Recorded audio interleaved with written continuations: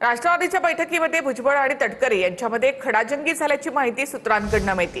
दादांच्या निधनानंतर आम्हीच टीकेचे धनी का असं म्हणत तटकरे संतापल्याचं कळतं।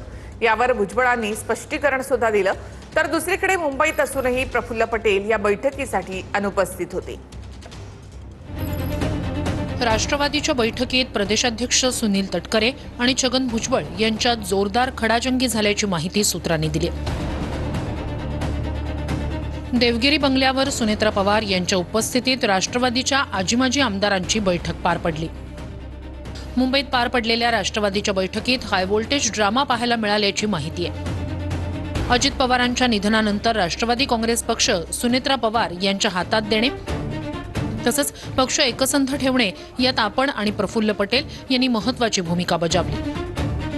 मात्र आमच्यावर टीका सुरू असताना एकही नेता बचावासाठी पुढे आला नाही अशा शब्दात सुनील तटकरे यांनी संताप व्यक्त केला अशी माहिती सूत्रांनी दिली। विलीनीकरणाच्या मुद्द्यावरही आमच्या दोघांवर सतत टीका सुरू होती। अशा वेळीही पक्षाचा एकही आमदार नेता बचावासाठी पुढे आला नाही। फक्त पटेल आणि मीच टीकेचे धनी का व्हायचं? वरिष्ठ नेतृत्व याबाबत काही अधिकृत भूमिका घेणार की नाही असा सवाल तटकरे यांनी उपस्थित केल्याची सूत्रांची माहिती आहे। सुनील तटकरे यांच्या या आक्रमक पवित्र्यानंतर बैठकीत तणाव निर्माण झाल्याची माहिती सूत्रांनी दिली। यावेळी छगन भुजबळ यांनी आक्षेप घेतल्याची सूत्रांची माहिती आहे। छगन भुजबळ यांनी त्यांना रोखण्याचा प्रयत्न केल्याचंही सूत्रांकडून समजते।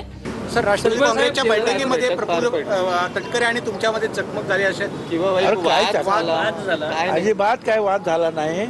त्याच्यामध्ये जास्त बोल मी म्हटलं या मुद्द्यावर बोला रे, आता वेळ होतोय, आम्हाला जायचं आहे, 8 वाजता मीटिंग आहे आमची।